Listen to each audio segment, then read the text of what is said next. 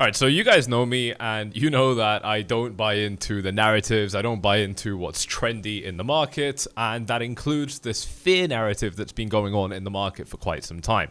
Every video I've been making over the last days and weeks has been about reminding you guys that even though we've seen what is actually a very small drop in the grand scheme of things, and the fact that we have pumped up from a low of about $15,000 here to a high of $75,000, you know that this is actually very, very healthy market consolidation, and we still haven't even broken market structure. I've been reminding you guys about this whole time in this market while everybody else is jumping on the fear bandwagon.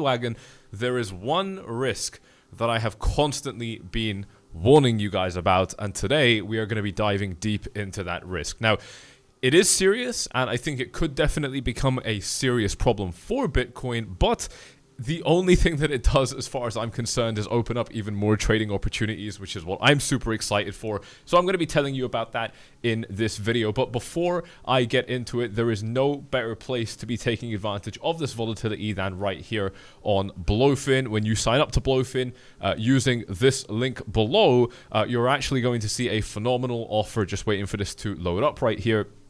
It is a no KYC platform, meaning they're not going to ask you for a picture of yourself or your ID. And depending on how much trading volume you actually pull in here, you have got some really, really cool offers that you could be winning. So this is super cool. You can get an Apple Watch SE. I've got the Ultra, the SE and the Ultra are basically the same, which is crazy. You know, they have the same feature sets nearly. And this is just with $3 million in trading volume, which, you know, to put that in perspective with, you know, 10 times leverage and stuff like that, that can come pretty quickly. 50x leverage. I mean, it will depend on what you trade and how stupid you go with your trading, but you do get rewarded with some very, very cool prizes, including a fucking motorbike or Tesla when you sign up to Blowfin. So definitely check all that out below. You're also going to get cash bonuses depending on how much you deposit and trade with. So there's lots that you get access to with Blowfin linked below, and they are still not requiring KYC here. There's not very many trustworthy exchanges around these days that have that flexibility, so definitely check it out if you're interested. But let me talk to you about the risk that we've got in this market here, because we have been seeing something you know, fairly destructive in this market over the last 15 days, especially in terms of mental health, I think, for traders. If we kind of refresh the fear and greed index and take a look at what this has been showing us, we are now down to a reading of 53, which is the sharpest drop that we've seen you know, in quite some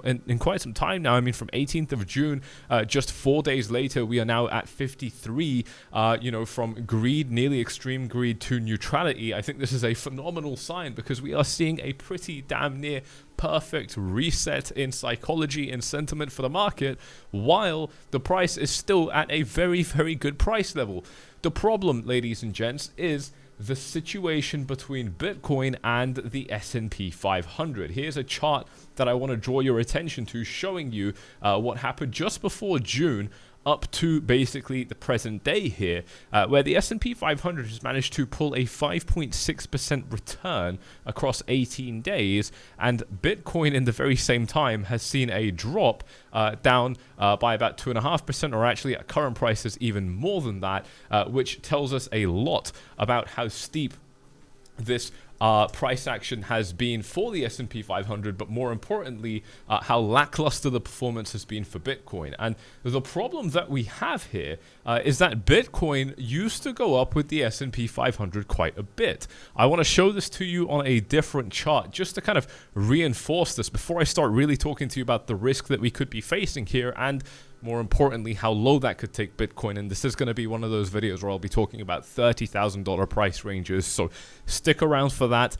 I don't think it's going to happen, but just because I don't think it's going to happen, it doesn't mean that I wouldn't explore these risks thoroughly, and that's why I'm here with you guys, right? We want to make sure that we're staying grounded and that we are considering all potential eventualities so that none of them can take us by surprise, and that if they do start to move in that direction, we can actually be prepared.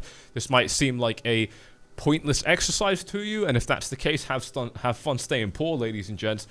You know, if this does seem like something which is good, you know, due diligence to be carrying out, then welcome to the club. This is something which I think is very, very important. And we can just take a look at the S&P 500 here in terms of where some of these pullbacks would be. We'll get to this in just a second. But what I do want to show you is just the S&P 500 overlaid against Bitcoin to show you these kind of large macro moves here and how they do tend to kind of correlate with Bitcoin, at least to some extent, right? So with the normal candles, we've got Bitcoin, and this orange line represents the S&P 500, and it is such a clear picture already. I want to draw your attention over to this vertical line I'm going to put down right here. This is where Bitcoin really started to do quite well, or in fact, we can drag this just a little bit more forward. And this is where Bitcoin really started to explode. And it was right around the same time that the S&P 500 started to explode as well. Now, if we drop another vertical line right here, this is where the S&P 500 started to top out temporarily. And you can see how that's exactly right before Bitcoin started to encounter a little bit of turbulence on the way up and then on the way down as well. So when the S&P 500 kind of stalls out, that does start to represent even more trouble for Bitcoin potentially right up ahead. And then again, right when Bitcoin, or I should say even the S&P 500, right when the S&P 500 starts to top out, that marks the beginning of a fairly serious downtrend for Bitcoin. I mean, again, Bitcoin from that high down to this low is a 20% drop, which is obviously a lot more substantial than what we've seen so far. And from the all-time high to this drop, that was roughly a 23-24% drop. And again, that's coming in right when the S&P 500 starts to drop down. As soon as the S&P 500 starts to recover very, very nicely, guess what Bitcoin does, right? So that is absolutely fantastic. And unfortunately, all of that continues right up until this yellow line here. And this, ladies and gents, is the primary problem that I have with the S&P 500 chart. Now, if you go ahead and look back at this over the last year, even over the last couple of years, you're not going to see many instances where this happens. It does happen, and it happens somewhat regularly, but it's not super common, okay? And that, to me, is where some of this risk starts to come in now, because it's very, very clear from this high that Bitcoin punched in at about $71,000, $72,000 that the S&P 500 has continued to move up while Bitcoin has really struggled here, okay? And I think that's very, very important. Now, there are some really good reasons for why this is happening, including just literally Nvidia and other stocks that are incredibly strong on their own, pulling the S&P 500 index up. And that would actually make a lot of sense. I actually think that's one of the best reasons to explain what we're seeing right here, but we're not going to focus on that for the purposes of this video because we're more interested in just kind of analyzing the more macro move. But again, just to kind of prove this point, you do have a little bit of Bitcoin chop here while the S&P 500 is trading up. But again, as soon as the S&P tops out right here, we see Bitcoin starting to top out as well, right? So absolutely undeniable kind of series of price moves on this chart. I think very, very nicely lining up with the S&P 500. S&P 500 forms a macro bottom here. Bitcoin bottoms out about a month later. So, again, still relatively similar in terms of how a lot of these things are moving. Sometimes Bitcoin is weaker than the S&P 500. Sometimes the S&P 500 is weaker. But what we do have now is a lot of strength for Bitcoin right alongside a lot of strength for the S&P right alongside a lot of strength. You know what I'm saying? Bitcoin's weak, S&P's strong. And I think what's concerning about this is because, if we do take a look at when the S&P 500 starts to drop down, for example, here, triggering that big Bitcoin move, or for example, here where it falters, triggering this, little Bitcoin correction that we had over here, right? When you do start to pay attention to stuff like that, one of the things you're going to start to understand quite clearly, ladies and gents, is that when the S&P 500 starts to show a little bit of weakness, Bitcoin tends to follow suit as well. And one of the things which I think is actually quite useful to ground yourself and understand which way the market might go is by understanding that if you're in a bull market, anything we can do like what we're in right now, right, which is basically just this, more or less, you guys will probably agree with me, this more or less kind of parallel channel that Bitcoin's been in for quite some time. One sec, I'm not able to draw it for some reason. Let me make sure that I draw this properly.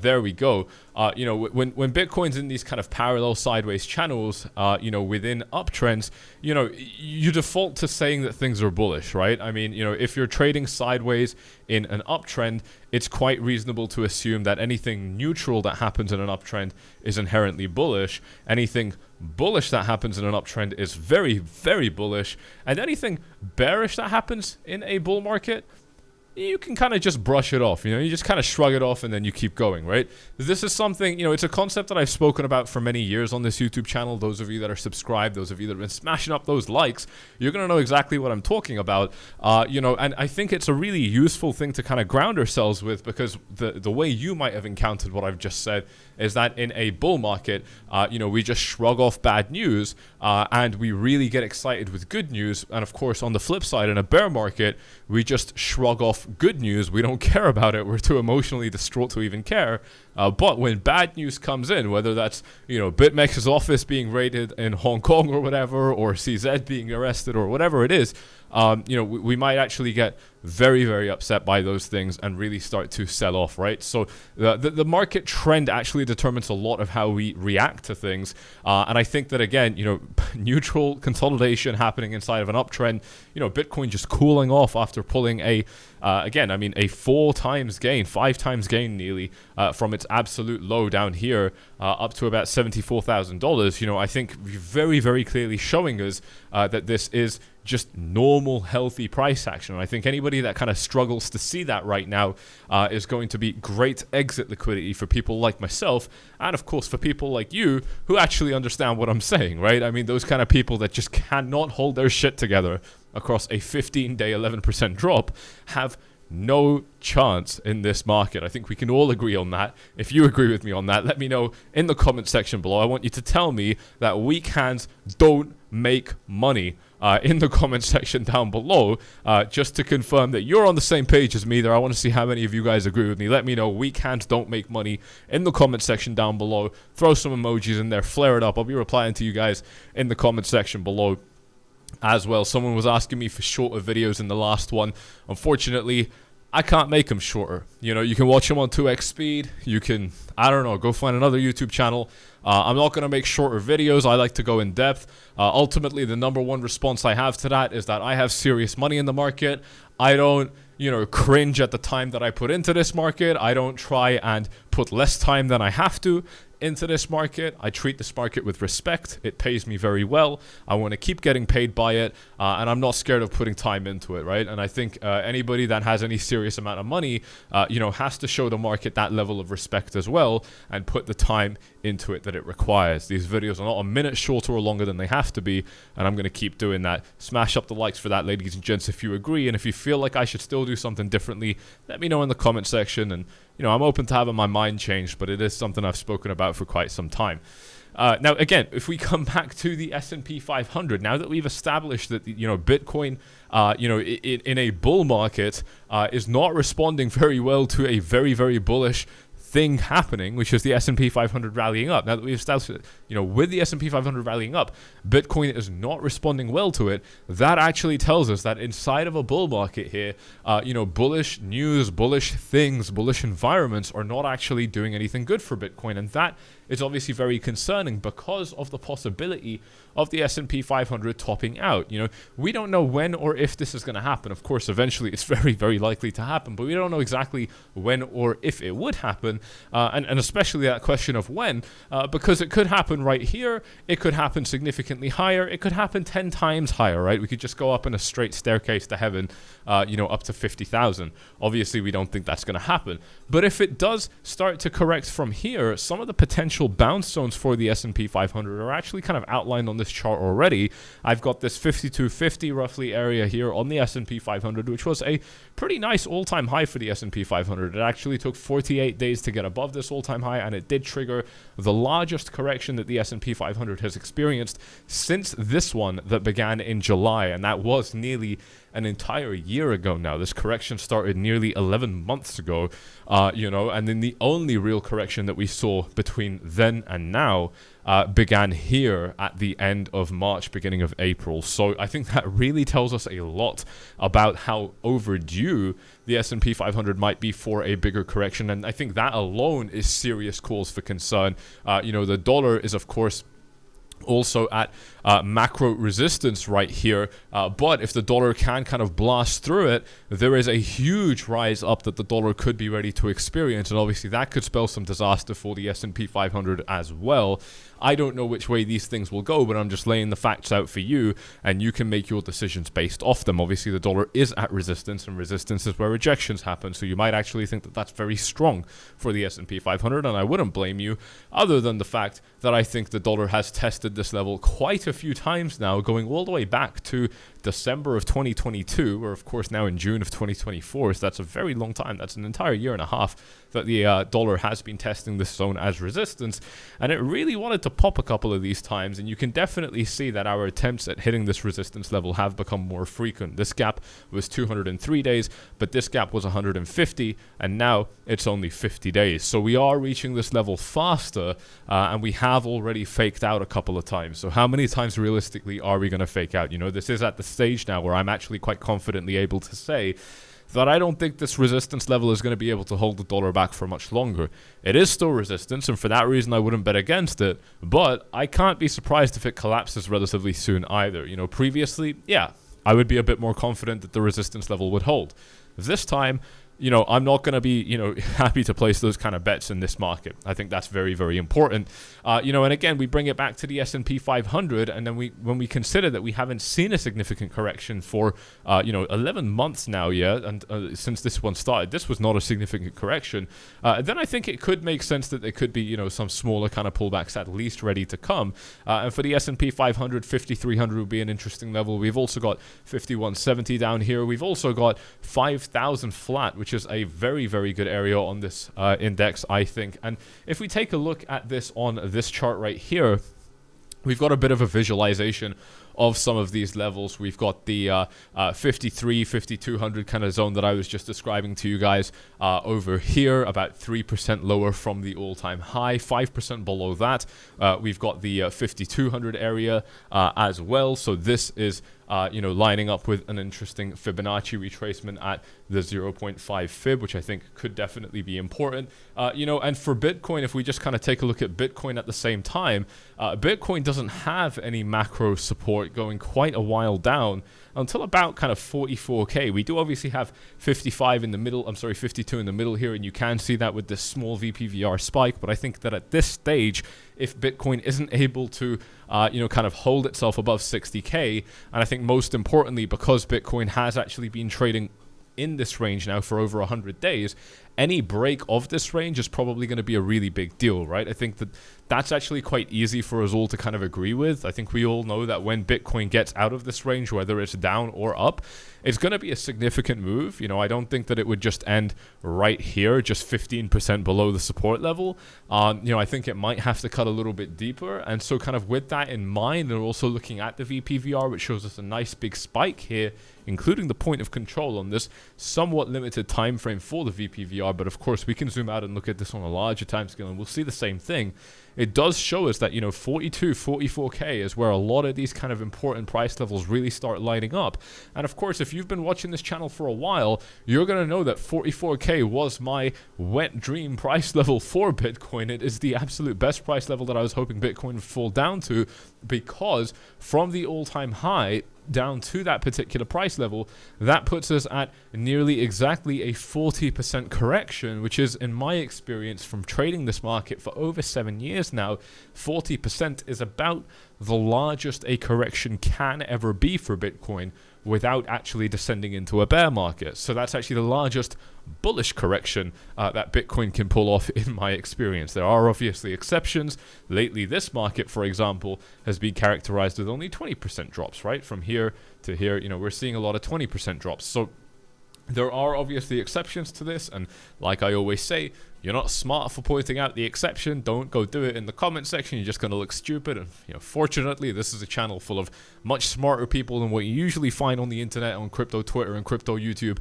And you will make yourself look like a fool if you start thinking you're smart by pointing out exceptions. But, you know, this is clearly an important level on the market. And of course, if the S&P 500 were to drop down to some of its support levels, that could actually put Bitcoin down at some of those interesting price areas. We also, of course, have a very interesting 0.618 Fibonacci lining up perfectly with that $44,000 level if we measure it from the low that really kicked off this impulse wave for Bitcoin. And this was right before the breakout. This is from about over here, right? So if I just throw that same Fibonacci on here just to show you how I got to that, we have got a really, really nice Fibonacci level here lining up perfectly with that minus 40% drop, lining up perfectly with this macro resistance area, which we can just draw as a simple horizontal line. Look at all of these rejections that were coming in throughout the course of 2022, throughout the course of 2021. We had really, really nice support and resistance coming off this level. So clearly a loved level in this market, definitely something which the market has enjoyed interacting with. And I think that we've actually been able to build up a lot of confluence there. And if we start to look at the S&P 500 pulling off a bigger correction, we can really zoom out and look at the S&P 500 going all the way back to 2021. So this is the big chart. If we really zoom out, just to give you guys a bearing of what we're looking at now, this is the entire chart that I've got right here since the all-time high in 2021. That's when Bitcoin peaked as well, obviously. And if we take a look at some of these more macro zones of support for the S&P 500, we've got a nice big juicy correction down by about 17% to put the S&P 500 right below its previous all-time high. And this is where I would really like to see the market getting down to. I think it would be very, very healthy. For this index to get down there. And of course, our point of control also down here at about 4,200 down to 4,100. This also being a big, big zone of support for the S&P 500, and it would represent a minus 25% drop. So again, these kind of things that I'm talking about right now, I think they would only be possible if the S&P 500, if the dollar gets the breakout and the dollar starts performing incredibly strong. That would be a measure of inflation and all sorts of other things like that. But I think, with interest rate drops potentially being around the corner, I don't even know how likely that is. I'm not going to pretend to be a macroeconomist or an expert in that stuff. But then again, who really is? I think even the people that you might already listen to generally don't know shit anyway. That's why I always say that you're the best person that can do this kind of analysis and make decisions for yourself. But me personally, I don't know how that would happen for the dollar to get that big break. But again, the resistance, I think, is getting a little bit weaker. The chart setup is definitely there. I'm not one to kind of jump in front of the chart and be like, no, the chart is wrong. And I think in that case, I think if something big did happen to the dollar where the dollar gained a lot of strength, that would actually be what enables the S&P 500 to pull off these bigger drops. And if we do take a look at some interesting comparisons, a big drop like minus 16% could definitely correlate with a 42% drop. So that would put us down from current prices down into the kind of high to mid $30,000 price range. And if we see a bigger 25% drop, I think it's totally reasonable to expect Bitcoin to start falling down toward, even that 30K level or even lower, which are really kind of doomsday price targets. But we have to keep in mind just how sensitive Bitcoin is if the S&P 500 does start dropping, right? I mean, again, I do just want to kind of point this out to you guys. If we just take a look at this drop right here, the S&P 500 dropping from its previous all-time high down by about 6%. This is from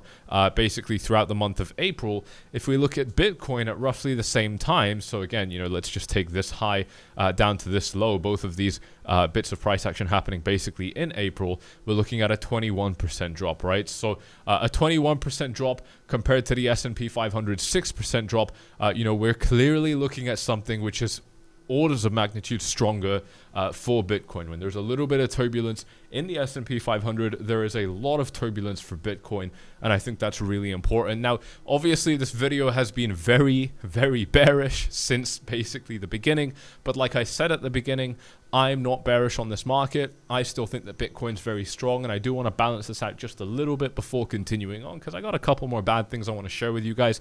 But again, before I even continue, I really have to preface all of this by saying that this is all just me exploring the bearish side of the argument here. If there was no bearish side, we would already be at $100,000 plus, but clearly some people in the market are a little bit worried, and their opinions are important because they can influence where the market goes, and we mustn't lose sight of that. And again, ladies and gents, before I do continue, I do want to highlight this phenomenal offer on Blowfin. If you haven't already taken advantage of it, you can do that by pausing the video now and getting yourself signed up. It is an incredibly quick process to get signed up on Blowfin. I showed you guys a tutorial on it where from start to finish, getting a sign up and then putting my money in and having my deposit credited, it literally took 2 to 3 minutes maximum, and you can start gaining these rewards with your trading volume here, which is absolutely sick. So check it out with the link below. It's going to be right here at the very top of the description. It is a no KYC platform, and again, I think even a lot of the platforms that still offer that are starting to shut down and just kind of, they're not shutting down, but they're just not really doing the same stuff anymore. So these guys are pretty great in that respect, and they've got some huge bonuses here, which is super cool as well, including a motorbike or Tesla Model 3. So I've got 2 Tesla Model 3s. I can tell you that they are phenomenal cars. If you're going to get trading volume aggregating above $300 million, you are going to be able to pull that in. And again, with leverage, that's just not that much trading. It's not as much trading as you might think. So that is still super cool. But yeah, if we do bring it back to the market here, I think one of the big saving graces that Bitcoin has is, of course, this macro support level at $60,000, $61,000. This is something which Bitcoin has been able to respect for a very long time, over 100 days. We did have this little deviation here, but we still managed to recover it, which I think is absolutely great. And we still haven't lost it. It's again what I said at the very beginning of the video. We haven't broken market structure. Until we do, we haven't done it. Okay, until we do break it, we haven't broken it. And because of that, I think it's still very important to stay rooted and grounded with these facts. However, here's a look at the Ichimoku cloud kind of drops that we've had. I think that this is definitely quite interesting. When we do lose green Ichimoku clouds on the daily time frame, we start to see really big drops, anywhere between kind of 12% and all the way down to, where was it, like 57% here. We had a minus 32% immediately when we lost it in 2021, another minus 35% immediately when we lost it in 21, moving into 2022. Big drops across the board here, and we do of course have a really nice big Ichimoku cloud here on the daily at the moment, but if we do end up losing it, just if we got, for example, a 22% drop, some of these drops could start coming in very quickly, and that's why I think it's important to keep in mind. If we saw a 37% drop from there, it would put us down into the mid-30s. So, I think that these are important things to be kind of keeping in mind at this stage, that there are still setups where things could be going wrong. But ultimately, what I rest my case on, and the reason that I cannot bring myself to be worried, even if we get some of those bigger drops, is that all we have below is our support, and we still haven't even broken market structure.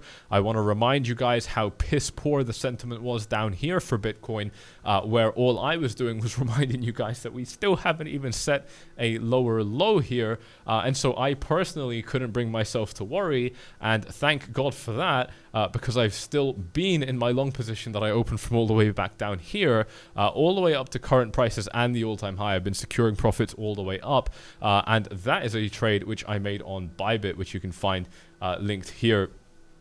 Super cool, with huge offers linked below in the description. They're giving way more in offers than Blowfin, but they have also been around for a lot longer. I do think that this is the best exchange in the game. I've said it publicly for years, and I still believe that to be the case. I even knew that this was the case before I started to work with them, and that's why I chose them all those years back. So that's super cool. European viewers, you can actually enjoy the Bybit debit card here with your account, which is super cool. I've been using it all around the world. It works just like any Visa MasterCard. You can spend your crypto in real life, and that is very cool indeed.